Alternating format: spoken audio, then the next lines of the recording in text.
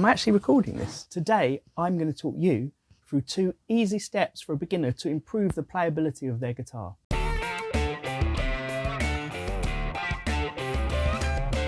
Hi people, Daniel from Devil & Sons Guitars here, and I know I said I'm going to talk about 2 things for a beginner, but actually these are things that I wasn't aware of for 20 years of playing. So just to summarise, we're going to do 2 things: string height, string length. String height, sometimes called the action. String length is the intonation. String height is a matter of choice. It's what you feel like. It's what the style of music you're playing. It's the way you play. String length, intonation, is not a matter of choice. It's precise and needs to be exact. You can get away without it being right, but someone with a good ear is going to notice. In this video, I'm going to show you what to do, but we're not going to go too much in depth into the theory. I'll leave some links in the YouTube description if you do want to know more about the theory of everything. But this is just a practical, hands-on, hopefully not too long video that you can come back to over and over again. Now, I've got here this lovely Player Series Telecaster that my client Goz has given to me for a setup. I've done a bit of extra work on it as well. First things first though, I've put new strings on this, you can see here. So what I need to do with new strings is just make sure everything's in tune. So I've tuned up, but then I've given them a bit of a stretch like this. And often after a stretch, you need to retune. So you need to have your guitar in tune, and then you need just a few tools. One of them is the Allen key, Allen wrench, that your guitar probably came with, that fits in the little screws on your saddle. And the other one you need is a screwdriver that fits on the screws at the back of your saddle. Now, just to clarify, what we're talking about here will work on any guitar. It doesn't have to be a Telecaster, although really it needs to be a fixed bridge. And by that I mean not having a whammy or tremolo bar. You can do exactly the same things with a whammy or tremolo bar. It's just a little bit more complicated because of the way the system works. And I've got videos about that, so you can always go and watch them. Now we're going to start with string height, which is, as I said, a matter of taste. If you're a new player, you may not know what is the ideal thing for you. Some people like their strings high off the fretboard. Some people like them low off the fretboard. And by high and low, we're just talking difference of 1 millimeter. So what I recommend is follow the guidance I give you, and then come back maybe in a month's time when you've been playing a lot, watch this video again and maybe try setting your strings up slightly lower or slightly higher. The best thing for anyone to do is try out variations of things so you know what's right for you. And trying out something that's wrong for you is a way to eliminate that. You're also going to need something to measure the height of the strings off of the frets. Now, you could just use a ruler. These are quite cheap. You can buy them online. Or on the back of it, it's just got a ruler. You could use a ruler. So with string height, we measure it at the 12th fret. The reason we measure it at the 12th fret is no matter what guitar you've got, the 12th fret is always the exact middle point of your string, from where the string goes from the nut to the bridge, the saddle's on the bridge. So it's always the exact midpoint, and that's why we measure it there. I'm going to measure it for this video with the guitar flat like this. As you progress, and you've done this a lot of times, it's actually always better to do any setup in the playing position. So you'd have your guitar like this. And the reason it's better in any playing position is that's how your guitar normally is. So you want it to be as close to how you normally have it. But for now, we're going to start with it laying flat. You've got 6 strings on your guitar. Some of them are obviously thicker than others. Now what we're going to do is divide this into sets of 2 pairs. So we're going to have the lowest 2, the deepest notes, which on a standard tuning are the E and the A. And we're going to have the top 2, which on a standard tuning are the B and the E. And that's a pair. And then we've got the middle 2. That's our last pair. And the middle 2 are the D and the G. And what we're going to aim to do is measure the height of the strings off of the fret and adjust them so that at the 12th fret, the bottom pair, the lowest strings, are between 1.5 and 2 millimeters off of the fret height. For our top 2 strings, we're going to aim for between 1 and 1.5 millimeters. And then the middle 2 are going to sit between those. Now I'm doing it in millimeters because I'm in the UK, but here's the conversion if you want to do it in inches. And remember, this is just a guide. Ideally, for your initial setup, you want it, when I'm saying between 1.5 and 2 millimeters, you want it as low as you can get it. So you want it 1.5 at the lower end and 1 at the top end. But you might have to go a bit higher, and I'll show you why that will be in a second. So in order to adjust them, we take our Allen key. So most saddles are going to have 2 screws, 1 on each side of the string. I would always turn them equally. So a bit on one, a bit on the other, a bit on one, a bit on the other, and go backwards and forwards. If you do too much on one in one go, it makes the saddle tilt, which isn't really great for it. And it can sort of damage the thread when you're trying to turn the other one. Simply put your Allen key in like this, and then you can turn it. Clockwise is going to raise the saddle, anti-clockwise is going to lower the saddle. So here I'm at the 12th fret, I'm measuring it with a ruler, the height from the bottom of the string to the top of the fret, or the other way around, top of the fret to the bottom of the string. So there we go, the top of the fret and the bottom of the string. There it looks like 1, 2, 3 spaces, that's 1.5 millimeters. The string gauge has got these blocks on it. There are different sizes with numbers above them. So I can see the 1.5 block.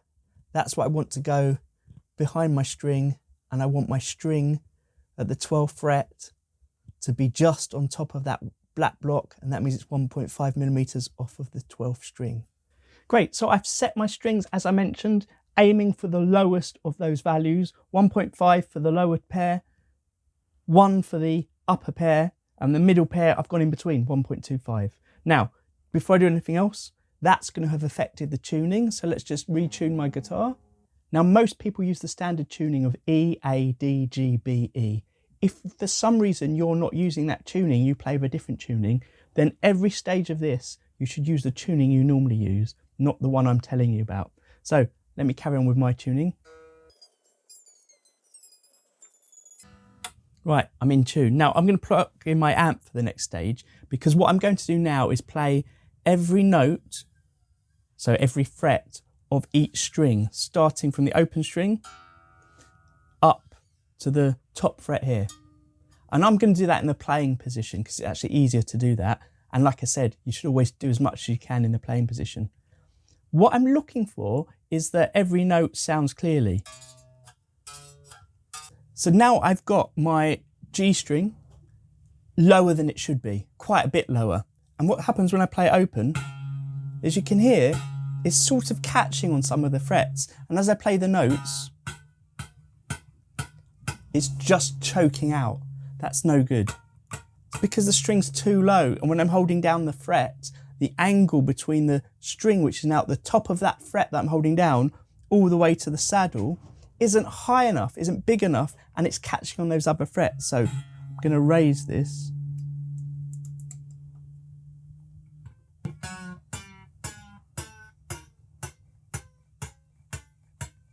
I'm having quite a few notes there that are just catching on a fret higher up, which is causing that to happen. I'm still not at the height I had it set before, so let's just push it all the way back to where it was before. I'm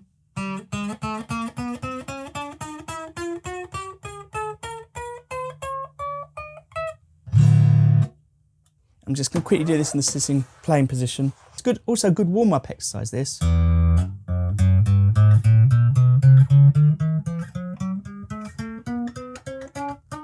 So there we go, my lower E, every note sounds perfectly, and it's at the lowest of those heights, 1.5 millimeters. That's ideal. I'll speed this up for you now.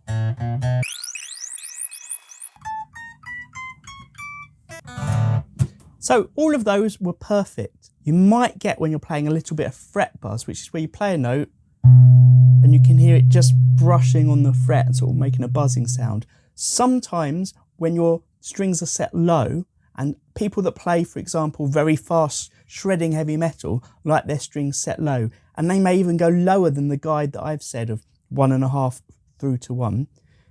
Sometimes when they have it set low, you get more fret buzz, but that fret buzz doesn't necessarily come through on your amp. You just hear it when you're not plugged in. But if you are getting fret buzz and it's annoying, you need to raise your strings very slightly, still trying to keep it within that bracket. The reason I'm saying to keep it within that bracket is if you're going out of that bracket, it may be another thing that's causing you an issue. So please, if you're finding that, leave me a comment in the YouTube video. I will get back to you as soon as I can to suggest what it might be. So that's your fret height done. Like I said, play with it for a bit, then decide to try it maybe slightly higher and then maybe slightly lower.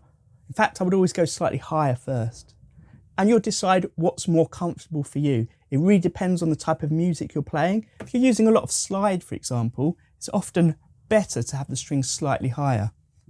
If you're playing a lot of fast music, like that shredding sort of stuff, people find it easier to have the strings lower. So if you're watching this and find it useful, maybe you'll consider hitting the super thanks button and giving me a tip. Every penny helps because I make these videos for free. I like to think I can help as many people as I can by making these videos. And if you're not in a situation where you can give a tip, why don't you just leave a comment to say hi, because knowing that I've helped someone is brilliant. Knowing that these videos are useful and watched is excellent. So our next job is to set the intonation, which is actually the string length. We've just done the heights, the length. Now, when I first got my very first electric guitar, I think I fiddled with the screws to make the saddles all nice and straight because I thought, yeah, it looked a bit weird when they weren't straight. But they move for a reason. And that reason is, as you play your notes and you go up the fretboard, your notes can go slightly out of tune if the string length isn't right. So you tune your open string to E, it may be perfectly in tune, but by the time you get an octave higher, so the 12th fret of the lowest E string is an octave higher, it's a higher E, it might be slightly out of tune. It might be so slight you don't notice. But as you go higher and higher still, if you've got 24 frets, you're now 2 octaves higher than the open E. That might be out of tune. It might be sharp, it might be flat. If you're lucky, you've got no problem, you don't have to change the position of your saddles. But it's something that's worth checking, especially every time you change strings. It's not something I'd ever thought about before I got into guitar building. And if you want to know the theory, I'll leave links in the description below. But let's just get on with it. What I'm going to do is plugged into my tuner. It doesn't have to be plugged in. It could be a clip-on tuner, could be on your phone. What I'm going to do now is make sure my open E string, my lower E string, is perfectly in tune according to my tuner, which it is. And then I'm going to play it at the 12th fret. Now again, I'm doing it flat. It's easier to do it flat, but it's better to do it in the playing position. It's always better to do anything set up in the playing position. But let's just play it here. And I can see on my tuner, my string when it's open, and then when I play it high, the high note is sharp. When it's sharp, it means my string is slightly too long. And what I need to do is move the saddle back slightly. So what you need to know is when it's sharp, you move it back. When it's flat, you move it forward. Sharp back, flat forward. What I'm going to do is loosen my string very slightly and tighten the screw at the back. Now, here's the screws at the back. This one's just a Phillips head screw driver. I mean, most of them are going to be like this. Some saddles might be a bit different. Some bridges actually have 3 saddles, especially on Telecasters, have 3 saddles where one saddle has 2 strings going over it. But anyway, you turn the screw, turning it clockwise tightens it and brings the saddle back, turning it anti-clockwise loosens it and pushes the saddle forward. Then I'm going to retune to E. Don't forget, if you're finding this useful, please hit the super thanks. And I'm going to go up to the 12th fret. And I can see it's still sharp, but not as sharp as before. So let's go through the whole process. Yeah, almost spot on. You can just tighten it very fractionally, and I'm not going to loosen my string to do this. The reason I loosened my string before is I was making possibly a big change on the string, and I wanted to make sure I wasn't going to pull the string too tight.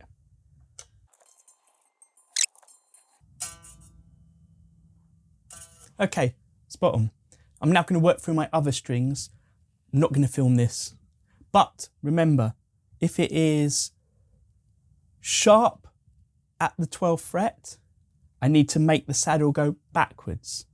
If it's flat at the 12th fret, I need to make the saddle go forwards.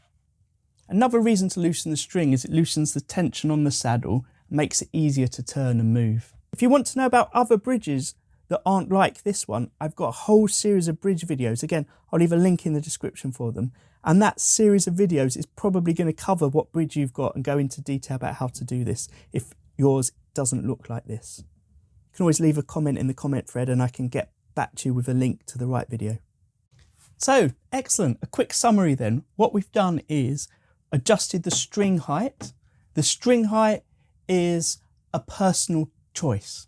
I've suggested that range of heights that I think is a very good starting point. And as you get more used to playing, better at playing, you'll know your own style and what you prefer. Some people, and I was someone like this, had multiple guitars with slightly different setups. I actually played bass. So my bass, I had one with a slightly higher string height and one with a slightly lower string height. Depending on the style of music I was playing, I found one easier than the other.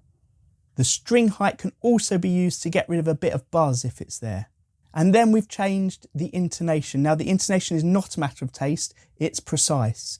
And it will really be something that you might not notice, especially as a beginner, but someone listening to you might notice that as you're going up the fretboard, things are going out of tune. I had a situation before I really understood intonation where I was in a recording studio recording for a band, and when we were listening back we noticed that some of my bass lines as I was getting higher up the neck were going slightly out of tune, and we thought it was a problem with the neck. Turned out just to be the intonation. But it was very annoying to find that out once we were paying for studio time. Great, so I hope that made sense. If you found it useful, maybe you can consider giving me a super thanks, leave a comment. If you need some questions answered, please leave a comment, but read through the comments because someone else may have already answered them. And please like and subscribe because I've got lots more videos coming out like this to help beginners. But also as you become more advanced, you might want to look at the more advanced videos as well. And also I've got the ones that talk about the theory behind everything. So I've got one about the theory of intonation. I've got one about string height. Again, link them below. And until next time, happy strumming.